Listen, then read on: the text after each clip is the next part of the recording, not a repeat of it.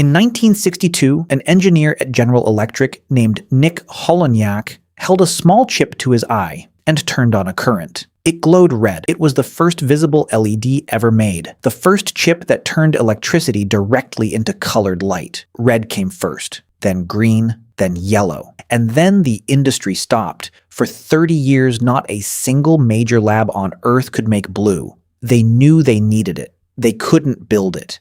So what makes blue different from every other color of light?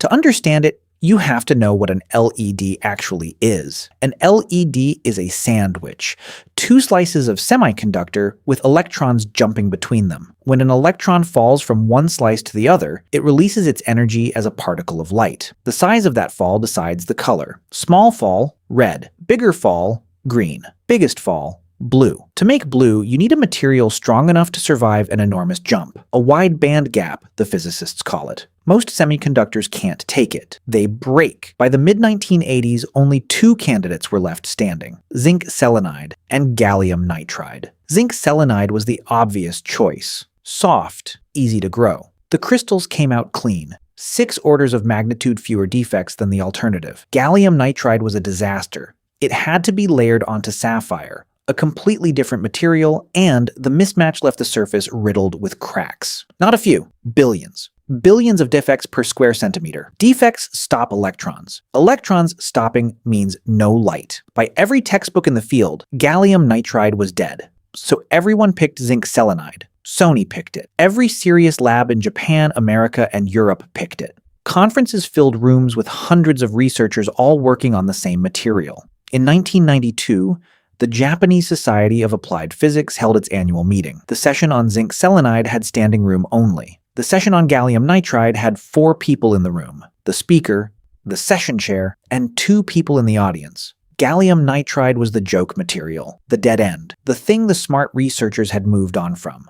So that settled it, right? Well, not quite.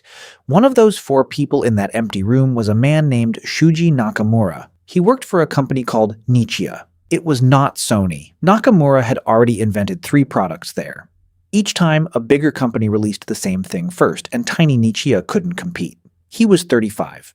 With no PhD working in a lab no one outside Tokushima Prefecture had heard of. In 1988, he walked into the office of Nichia's founder, Nobuo Ogawa, and asked for $3 million and a year in America to learn how to build a crystal-growing machine.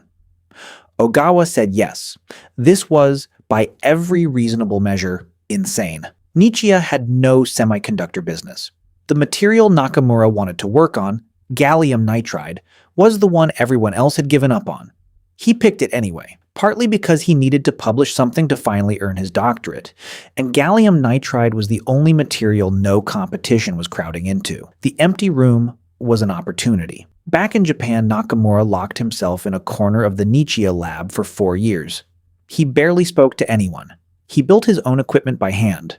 He modified his crystal reactor, the machine that grew the gallium nitride, by welding new pipes into the side of it himself every morning before anyone else came in. There were 3 impossible things he had to solve. The first was the crystal itself. He invented something called a 2-flow reactor. A second stream of gas pushed downward from above, pinned the first stream against the crystal, and held it steady. The defects dropped. The gallium nitride started to grow clean. That was problem 1. Problem 2 was worse. To make an LED, you need both halves of the sandwich, a positive side and a negative side. Gallium nitride could be made negative easily. But no one, not RCA in the 60s, not the engineer Herbert Maroska, not the giants in Tokyo, could reliably make it positive. Without that, there was no LED. There was just a slab. 2 researchers at Nagoya University, Isamu Akasaki and Hiroshi Amano, had partly cracked it earlier. They blasted the crystal with a beam of electrons. Sometimes it worked. No one knew why. Nakamura figured out why. The crystal was full of hydrogen atoms, and the hydrogen was killing the conductivity. The electron beam was burning the hydrogen out, so he replaced the electron beam with an oven. He heated the crystal to 400 degrees Celsius. The hydrogen left. The positive side appeared. That fast. That simple. The third problem was the color. His first working blue LED glowed in 1992, but the shade was wrong. Too violet, almost ultraviolet. He needed to add a third element, indium. A pinch of it, layered like a thin spread of mayonnaise between the two slices, would slow the electrons just enough to land on the right shade of blue. But indium and gallium nitride hated each other at high temperatures. The indium kept boiling off the crystal before it could settle. He fixed it. Again. Alone. In November 1993, Nikiya called a press conference in Tokyo. The blue LED they unveiled glowed at exactly 450 nanometers. Pure, electric, perfect blue. Output, 1,500 microwatts. 100 times brighter than anything else in existence. The room was silent. Engineers from the giant companies, the ones who had been working on this problem for 30 years, did not know what to say. A small phosphor maker from a town no one had heard of had beaten all of them. There is a strange thing about this story. Everyone smart had picked zinc selenide. They were not stupid. The math told them gallium nitride was a dead end. The defect counts told them. The conferences told them. Hundreds of brilliant researchers, all looking at the same evidence, all agreed. Give up. He still talks about it. In interviews decades later, he still says the fuel was anger. Anger at being underpaid. Anger at being a nobody from rural Japan. Anger at the giants who never even noticed him standing in the empty room.